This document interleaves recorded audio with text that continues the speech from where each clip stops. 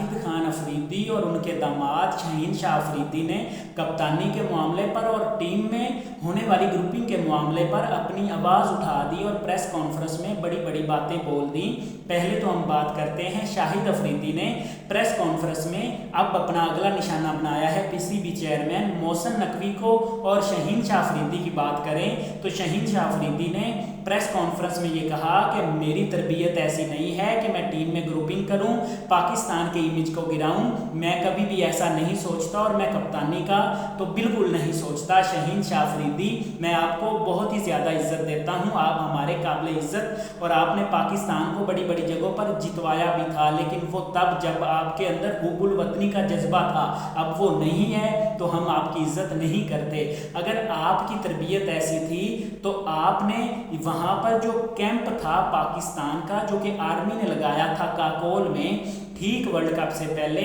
T S L کے بعد، آپ وہ کیمپ چھوڑ کر کیوں گئے تھے جب آپ کو کپتانی سے ہٹایا گیا تھا؟ اس کے بعد آپ نے جو اپنے انسٹاگرام پر سٹوری لگائی تھی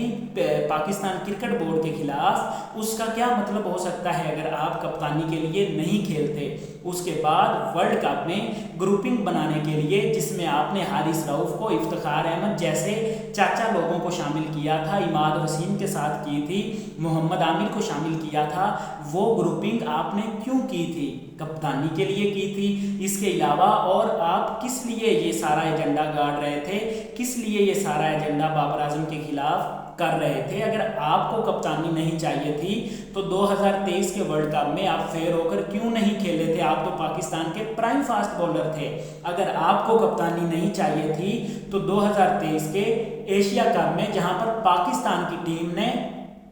پیک پکڑی ہوئی تھی، وہاں پر آپ نے بابر اعظم کے ساتھ تو میں کیوں کی تھی؟ آپ کو کپتانی جو نہیں چاہیے تھی تو آپ نے یہ سارا سسٹم کیوں بگاڑا تھا، کیوں خراب کیا تھا، کیوں پلیئرز کو بابر اعظم کے خلاف کیا تھا، اور کیوں اپنے سسر کی طرح جس طرح سے شاہد خان افریدی نے 2009 کے T20 ورلڈ کپ کے بعد ٹیم کو یونس خان کے خلاف کیا تھا، ساری ٹیم پر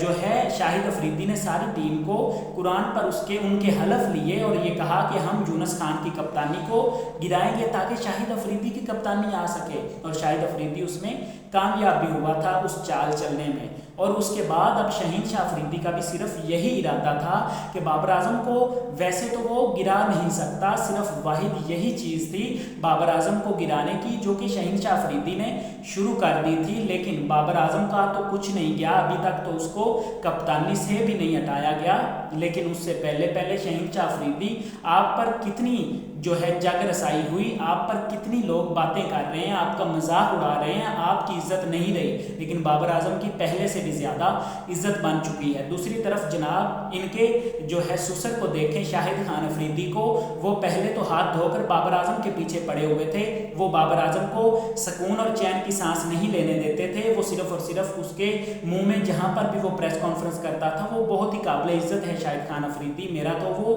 ہیرو تھا، لیکن اب نہیں رہا جب سے مجھے یہ پتا چلا ہے کہ یہ بہت ہی گھٹیا بندہ ہے جو کہ اپنے مفادات کے لیے بولتا ہے۔ یہ حقیقت ہے جو میں بیان کر رہا ہوں کہ شاہد خان افریدی پہلے بابر اعظم کے خلاف ایجنڈا بیچ رہا تھا، لیکن جہاں پر وہ بابر اعظم کا کچھ نہیں کر پایا تو اب وہ پی سی بی چیئرمین کے پیچھے پڑ گیا ہے جس نے بابر اعظم کو کپتان بنایا تھا، یہ بھی بابر اعظم کی وجہ سے ہی وہ چیئرمین کو اب ٹارگٹ کر رہا ہے۔ یہ اگر محسن نقوی غلط تھا تو یہی شاہد افریدی جب جناب شاہین شاہ افریدی کیپٹن تھے تو تب محسن نقوی سے میٹنگز کیوں کرتا تھا؟ یہ تب محسن نقوی سے میٹنگ جب کرتا تھا تو اس میٹنگ میں یہ کیا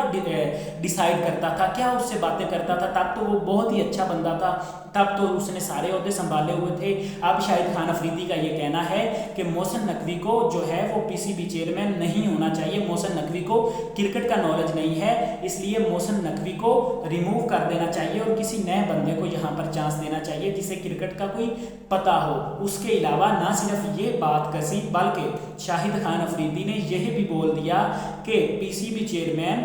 اپنی غلطیاں چھپانے کے لیے، یہ الفاظ شاہد افریدی نے یوز کیے کہ اپنی غلطیاں چھپانے کے لیے پلیئرز کو آمنے سامنے نہ کرے، یعنی کہ ان کا کہنے کا مطلب یہ تھا، شاہین شاہ افریدی کو چھپانے کا ان کا مطلب تھا کہ شاہین شاہ افریدی پر کوئی بھی کوسچن مارک نہ آئے، کیونکہ اس کے घर इसकी बेबी जो है शहंशाह अफरीदी पर कोई बंदा कोई आवाज़ ना कसे, इसलिए शाहिद अफरीदी ने यह कहा कि बाबर आजम और शहंशाह अफरीदी को आमने सामने जो करवाने वाला है वो पीसीबी चेयरमैन मोहसिन नकवी है। हालांकि मोहसिन नकवी ने इनके दरमियान जो भी अनबन थी वो रसाई करवाई थी, इनके दरमियान जो भी मामलात थे उनको सही करने की कोशिश की थी, लेकिन उसके बावजूद मोहसिन नकवी को ये सब कुछ सुनना पड़ रहा है। और ये सारा कुछ सिर्फ इसलिए मोहसिन नकवी के साथ कर रहा है कि उसने बाबर आजम को